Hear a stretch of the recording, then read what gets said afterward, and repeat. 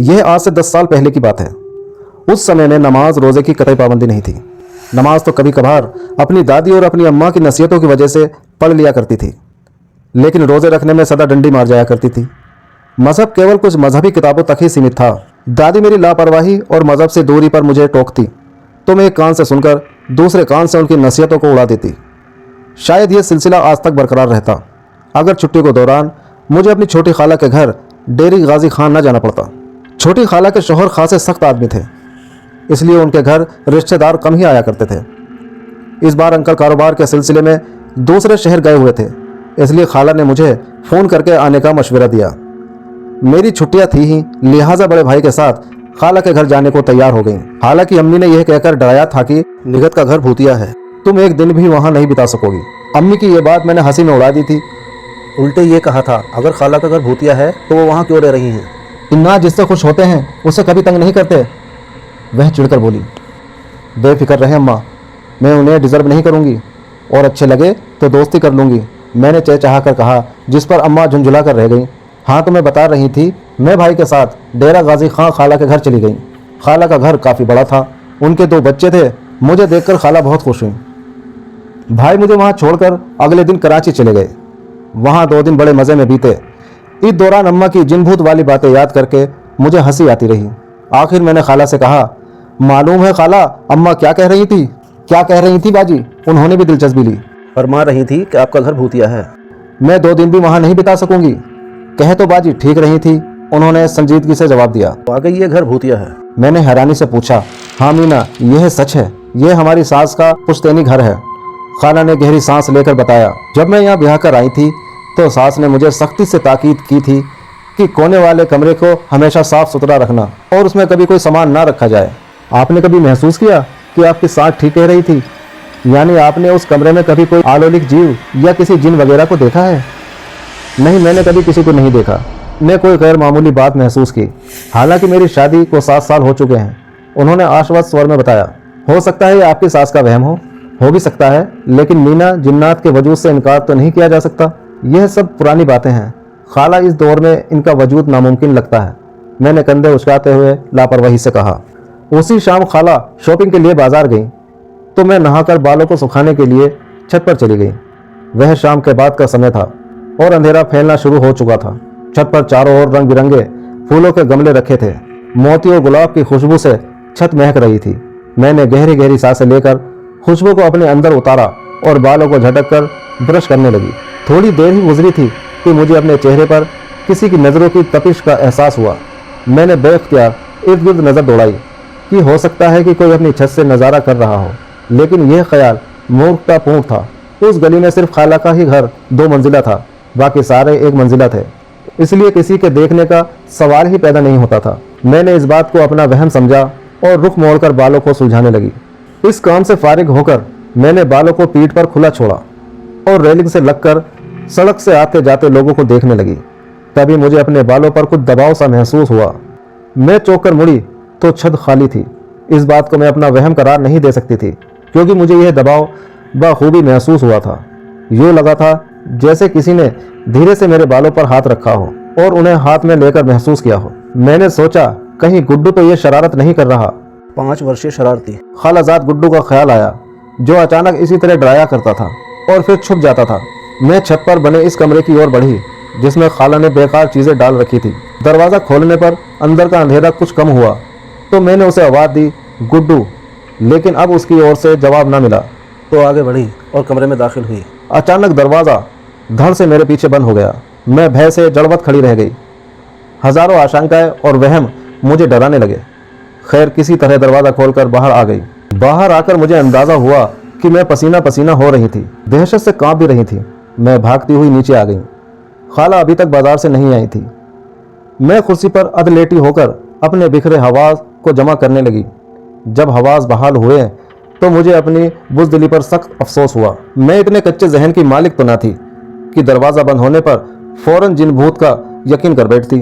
हो सकता है कि दरवाज़ा हवा से बंद हुआ हो। मेरे दिल ने अनुमान लगाया और मेरा जहन फौरन इस बात पर ईमान ले आया कि यही बात हो सकती है। मैं इस मामूली बात से डर गई। अगर अकल इस्तेमाल ना करती तो इस वहम से ग्रस्त हो जाती कि जिन्नात वगैरह का वजूद होता है। नॉनसेंस, मैं अपनी बेवकूफ़ी पर हंसने और खुले बालों में बल डालने लगी। उसे आगे करके जो ही मैंने और बल देने चाहे तो मुझे अपने बालों से बेहद दिलफरेब खुशबू आती हुई महसूस हुई। मैंने उस खुशबू को करीब से महसूस करने के लिए जो ही बाल आगे किए तभी घंटी बजी। खाला के आगमन का एहसास करके मैं बालों को पीछे छोड़कर दरवाजे की ओर बढ़ गई।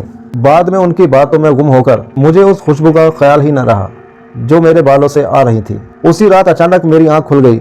मैंने सफ़ेद लिबास में किसी को अपने बेड के करीब गुजरते देखा। चूंकि कच्ची नींद का खुमार था और फिर लाइट भी ऑफ थी, इसलिए जब मैंने लाइट ऑन करके अपने शक को यकीन में बदलना चाहा, कमरा खाली था। मैंने बराबर वाले कमरे में झांक कर देखा, खाला गुड्डू के साथ सो रही थी। मैं उलझती हुई वापस आकर लेट गई और अपने शक को वहम का करार देते हुए लाइट ऑफ किए बिना सो गई। खाला ने मुझसे कहा, मीना मेरे साथ कासिम बाबा के घर चल रही हो। कासिम बाबा, ये कौन है? मैंने जिज्ञासु नज़रों से उनकी ओर देखा। बहुत पहुँचे हुए बुजुर्ग हैं, अल्लाह के नाम पर सबका मुफ्त इलाज करते हैं, बरसों में एक बार अपने घर आते हैं। 7 साल पहले जब मेरी शादी हुई थी तब आए थे। अल्लाह वाले हैं, मेरी ननद की बेटी का इलाज भी वही कर रहे हैं, उन्होंने बताया। नज़मा बाजी की बेटी को क्या हुआ है? मैंने फ़रीन के बारे में पूछा। कहते हैं उस पर किसी जिन का साया है। खाला, आप भी कैसी दकियानूसी बातें करती हैं। जिन भूतों के पास क्या बहुत फालतू वक्त होता है जो हर एक पर आते रहते हैं। मैंने मजाक में उनकी बातें टालना चाहिए। मीना, हर वक्त का मजाक अच्छा नहीं होता। खाला मेरे शब्दों पर रूठता से बोली। सॉरी खाला। अच्छा ये बताइए कि आप वाकई कासिम बाबा बहुत पहुंचे हुए बुजुर्ग हैं? तुम मेरे साथ चलो, खुद ही देख लेना, उन्होंने कहा। मुझे तो बस माफ़ी रखे खाला, वैसे भी मैं जिन्नात वगैरह पर यकीन नहीं रखती। यह सब हमारा वहम होता है और कुछ नहीं, मैंने लापरवाही से कहा। हर कोई धोखेबाज नहीं होता मीना, बहुत से अल्लाह वाले बुजुर्ग भी होते हैं। सबसे बदगुमान होना अच्छी बात नहीं होती, उन्होंने जाने से पहले कहा। उनके जाते ही मैंने जो थोड़ा बहुत काम रह गया था वह पूरा कर लिया और जैसे ही मैंने हाथ धोने के लिए साबुन उठाया वह मेरे हाथ से फिसल कर नीचे गिर पड़ा। जिस समय मैंने उसे उठाया था वह गुलाबी रंग का था, लेकिन गिरते ही उसका रंग हरा हो गया। मैं अविश्वासी नज़रों से साबुन को घूरने लगी। गुड्डू गुड्डू, मैंने बेख्तियार भयभीत होकर आवाज़ दी तो वह दौड़ा चला आया। क्या हुआ आपा? गुड्डू ने मेरे आंचल पकड़कर घसीटा तो मैंने उसकी ओर देखा। यह साबुन हरा है ना? नहीं, यह तो गुलाबी है। गुड्डू ने साबुन उठाकर मेरी नज़रों के सामने किया और भय की एक सर्द लहर मेरे वजूद में दौड़ने लगी। साबुन सचमुच गुलाबी था, लेकिन अभी तो यह मैं चाहते हुए भी अपने भय को प्रकट नहीं कर सकी और हाथ धोकर उसके साथ कमरे में चली आई। निखत का घर भूतिया है। मुझे अम्मा की बात याद आई। अम्मा, यह सब बकवास है, कोई जिन भूत वगैरह नहीं होते, यह सब हमारे जहन का फितूर होता है। मुझे अपना जवाब भी याद आ गया। वह साबुन गिरने के बाद वाकई हरा हुआ था।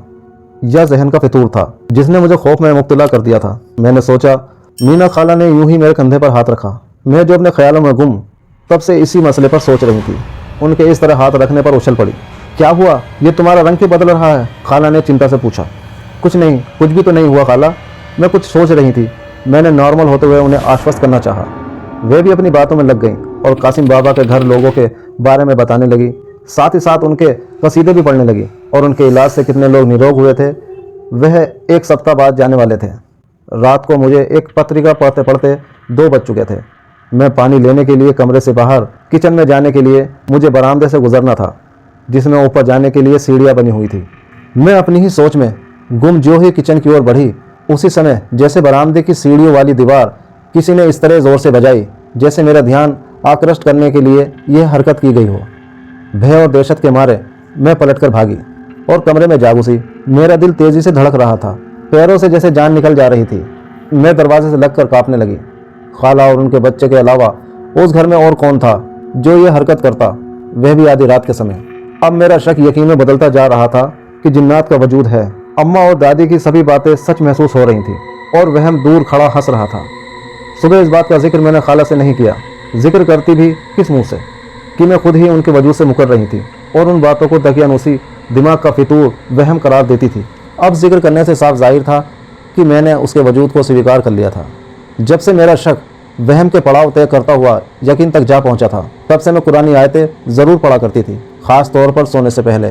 दादी अक्सर कहा करती थी, ये कुरानी आयतें इंसान को हर बला से महफूज रखती हैं। रात सपने में मैंने देखा कि मैं उसी आखिरी कमरे में खड़ी हूँ जिसका जिक्र खाला ने किया था।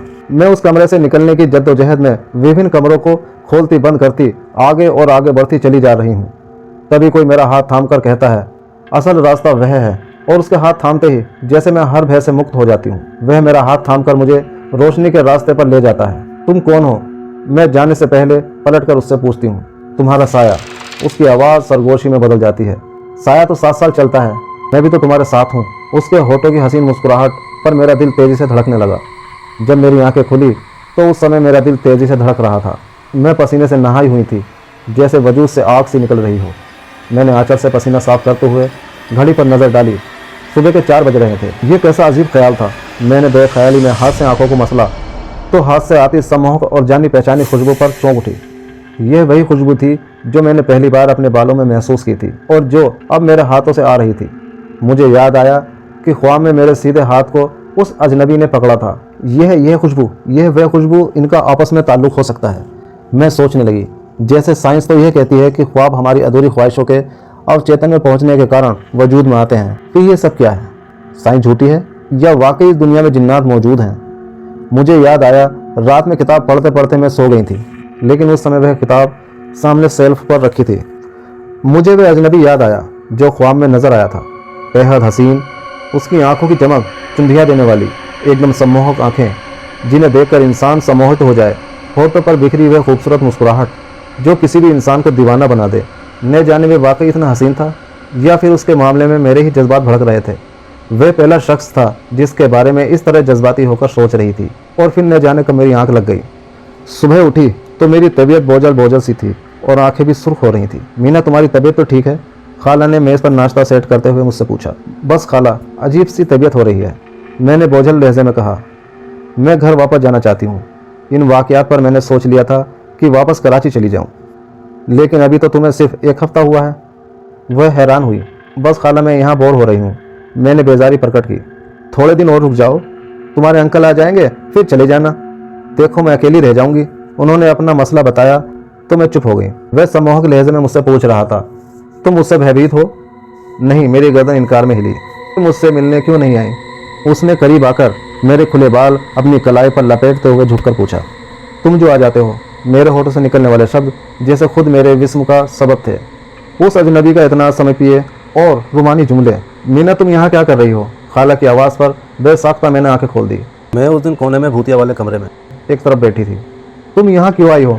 मैंने तुम्हें बताया भी था। निगत खाला मेरी रहस्यपूर्ण खामोशी पर बहबीत लहजे में बोली। मैं यह कमरा देखने आई थी। मैंने असल बात छुपाते हुए संजीदगी से कहा कि उसमें क्या रखा है जिसे देखा जाए। वह रुष्टता से बोली और मेरी बेताब नज़रें उसे तलाश करने लगी, जिसके सम्मोहन में डूबकर मैं यहाँ पहुँची थी। विस्मय इस बात का भी था कि मैं उससे भयभीत नहीं थी, बल्कि मुझे उससे मोहब्बत हो रही थी, जैसे मैं बरसों से उसे जानती हूँ। एक कशिश सी मुझे उसकी ओर खींच रही थी। अब यहाँ से चलो भी, क्या बुत बनी खड़ी हो? निगत खाला ने मुझे निश्चल खड़ी देखकर घसीटा और मैं खाली खाली नज़रों से उसे ढूंढती उनके पीछे चल दी। तुमने मेरा इंतज़ार किया था? वे मेरे कंधे थाम कर पूछ रहा था। बहुत, मैंने बेताब लहजे में कहा। मैं तुमसे मोहब्बत करता हूँ और तुम्हें हमेशा अपने पास रखना चाहता हूँ। क्या तुम मेरी खातिर सब कुछ छोड़ सकती हो? वह सम्मोहित लहजे में पूछ रहा था। हाँ, मैंने उसकी आंखों में डूबते हुए कहा और उसके साथ जैसे फासले मिट गए। मीना, कब तक सोती रहोगी? उठो। खाला की आवाज़ पर मैंने मुश्किल से आंखें खोली। तुम्हारी आंखें तो सुर्ख हो रही हैं। ओह, तुम्हें तो तेज़ बुखार है। उन्होंने अपना हाथ मेरे माथे पर रखकर चिंता से कहा और फिर मेरा जहन अंधेरे में डूबता चला गया। दोबारा होश में आने पर मैंने खाला के साथ अंकल को भी देखा, जो परेशानी की हालत में डॉक्टर से कुछ बातें कर रहे थे। खाला के कथा अनुसार मैं 2 दिन से बुखार की अवस्था में बेहोश रही थी और तीसरे दिन मुझे होश आया था। उसी शाम खाला के जोरदार आग्रह पर कासिम बाबा मुझे देखने आए। बेटी की हालत कब से है? उन्होंने पूछा। तकरीबन 4 रोज से, खाला ने बताया। खाला चाय का इंतजाम करने के लिए कमरे से बाहर गई तो उन्होंने मुझसे पूछा, वह तुमसे मिलने कब आता है? वह कौन? मैंने ताज्जुब से उन सफ़ेद दाढ़ी वाले बुजुर्ग की ओर देखा, जिनकी बड़ी बड़ी सुर्ख आंखें अंदर उतरी महसूस हो रही थी। उनके लहजे में इतनी नरमी और ठंडक थी कि बेख्तियार में प्रभावित हो गई। तुम सम्मोहित हो बेटी, और ये हो ही नहीं सकता कि जिसके सम्मोहन में गिरफ्तार हो वह तुमसे मिलता ना हो। उनके होठों में रहस्यपूर्ण मुस्कुराहट बिखर गई और मैं बेख्तियार सभी बातें उनसे कहती चली गई। उससे समीपीय से ही तुम्हारा ये हाल है। तुम नमाज पढ़ती हो? उन्होंने पूछा तो मुझे शर्मिंदगी ने घेर लिया। वे इतने विरध होकर नमाज के पाबंद थे और मैं तो बिल्कुल नमाज नहीं पढ़ती थी। मैंने इनकार में सर हिला दिया। ये तो बहुत अफसोस की बात है। नमाज पढ़ना तो हर मुसलमान का फ़र्ज आयत होता है। यह इसी तरह ज़रूरी है बेटी जिस तरह सांस लेना। ईशा की नमाज के बाद मैं तावीज़ भिजवाऊंगा, उसे तुम पहन लेना। इस तरह तुम उससे महफूज रहोगी। लेकिन पूरी तरह अपने आप को उससे महफूज रखने के लिए ज़रूरी है कि तुम नमाज़ पढ़ना शुरू कर दो। उनकी बातों पर मैंने अमल करने का दृढ़ इरादा किया और सोचा बुखार के उतरते ही नमाज की पाबंदी करूँगी। बाद में उनका भेजा हुआ ताबीज़ मैंने पहन लिया। वह ताबीज़ पहनते ही मुझे अपने अंदर ताकत दौड़ती सी महसूस हुई और तबीयत का बोझलपन जैसे कहीं दूर जा सोया। मैंने अपनी तबीयत काफ़ी बेहतर महसूस की। उसी रात मैंने फिर उसे ख्वाब में देखा। वह उसी आखिरी कमरे में मौजूद था। तुमने ये ताबीज़ क्यों पहन लिया? ये तुम्हारे और मेरे बीच दीवार की तरह बाधक है। इसे उतार फेंको, मैं तुम्हारे पास आना चाहता हूँ। उसकी हसीन आंखों से टपकते आंसू जैसे मेरे दिल पर गिर रहे थे। हो सकता था कि मैं उसकी मोहब्बत भरे शब्दों के जादू में गुम होकर ताबीज़ को उतार फेंकती कि उसी समय अल्लाह अकबर की आवाज़ सुनकर मेरी आंख खुल गई। मेरा दिल तेज़ी से धड़क रहा था और सारा चेहरा आंसुओं से तर था। मैं उठकर बैठ गई और चेहरा साफ करने लगी। मुझे कासिम बाबा की बात याद आई, नमाज की पाबंदी करो, ये तुम्हें हमेशा के लिए उसके सम्मोहन से मुक्ति दिला देगी। मैं उठकर वजू के लिए बाथरूम की तरफ बढ़ गई। नमाज के लिए उठते समय सारे खौफ जैसे कहीं दूर जा छुपे थे। बाहर आई तो खाला नमाज के लिए उठ चुकी थी। वह आशा के प्रतिकूल मुझे इतनी सुबह जागती देखकर हैरान रह गई, क्योंकि वह अच्छी तरह जानती थी कि मैं नमाज की पाबंदी बिल्कुल नहीं करती थी। उन्होंने मेरे इस सुखद परिवर्तन पर खुशी प्रकट की। कासिम बाबा ने मेरी अवस्था के बारे में खाला से बात की थी और बताया था कि बालों के सबब एक जिन मुझ पर मोहित हुआ था। अब उनके दिए हुए ताबीज़ के अलावा उसका सम्मोहन ख़त्म करने के लिए मुझे पाबंदी से नमाज पढ़नी होगी, तब कहीं जाकर उस जिन का सम्मोहन ख़त्म हो सकता था। उस दिन मैं कासिम बाबा से मिलने उनके घर भी खाला के साथ गई थी। वैसे भी ताबीज़ और नमाज के बाद से मुझे अपनी तबीयत ठीक महसूस हो रही थी, वरना पहले तो बिस्तर से उठना काफ़ी कठिन हो गया था।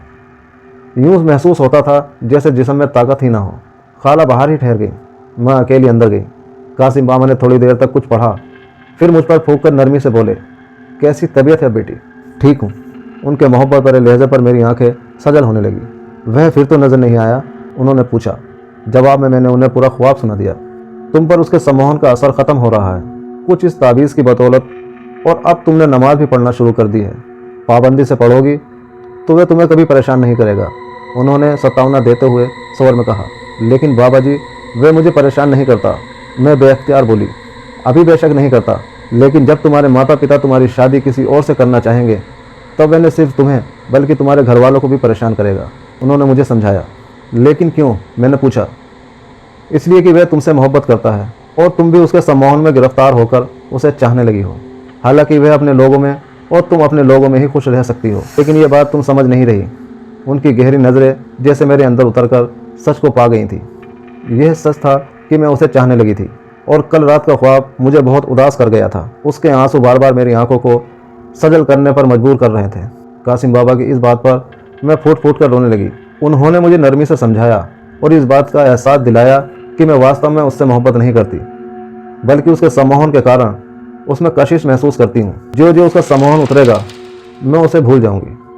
उन्होंने मुझे एक आयत पढ़ने को बताई और कहा, इस आयत को पढ़ने से तुम्हारा बेकरार दिल पुरसकून हो जाएगा और वह तुम्हें ख्वाब में भी नज़र नहीं आएगा। क्या मैं उसे भूल जाऊँगी? उसे भूलने का मुझे बेहद रंज था। हाँ, जब तुम उसके सम्मोहन से पूरी तरह आज़ाद हो जाओगी तो तुम उसे भूल जाओगी। बेहतर है तुम वापस कराची चली जाओ और इस ताबीज़ को कभी अपने से जुदा मत करना। नमाज की पाबंदी करना और इस आयत को इशा की नमाज के बाद तब तक पढ़ती रहना जब तक वह तुम्हें ख्वाब में नज़र आना बंद ना हो जाए। उन्होंने मुझे हिदायत दी। मैं ठीक हो जाऊंगी यकीनन। और बेटी, जिस तरह अल्लाह ने हमें पैदा किया है उसी तरह जिन्नात भी बनाने वाला वही है। उनके वजूद से इनकार करना भी बेवकूफ़ी है। कभी मजाक में भी उनका हवाला नहीं देना चाहिए। वे मुझे मेरी कोताहियों से आगाह कर रहे थे और मैं शर्मिंदगियों में डूबी चली जा रही थी। इस वाक़ये से पहले तो मैं यह सब कुछ मजाक ही समझती थी और इन बातों पर यकीन भी नहीं करती थी, लेकिन अब जैसे अपनी हिमाकतों पर अफसोस हो रहा था। उस रात की नमाज के बाद मैंने उस आयत को पढ़ा और पढ़ते पढ़ते सो गई। मुझे ख्वाब में वह नज़र नहीं आया, पर जब मैं सुबह उठी तो कमरे से वही जानी पहचानी खुशबू आ रही थी, वैसे ही सम्मोहन और दिलफरेब। दूसरे दिन ही मैं अंकल के साथ अपने घर लौट आई। वहाँ आकर भी अपनी दिनचर्या में अंतर न आने दिया। सब घर वाले हैरान थे कि वहाँ ऐसा क्या जादू हुआ कि मैं नमाज की पाबंद हो गई थी। दरअसल इस सुखद परिवर्तन पर सभी ने प्रसन्नता प्रकट की। ताबीज़ के बारे में घर वालों ने पूछा तो मैंने कह दिया कि बुरी नज़र से बचने के लिए खाला ने डाला था, जिस पर झट से दादी ने बढ़कर बुलाई ली और कहा, खुदा तुझे नज़र बद से महफूज रखे। दिन बहुत पुरसकून गुजरते रहे।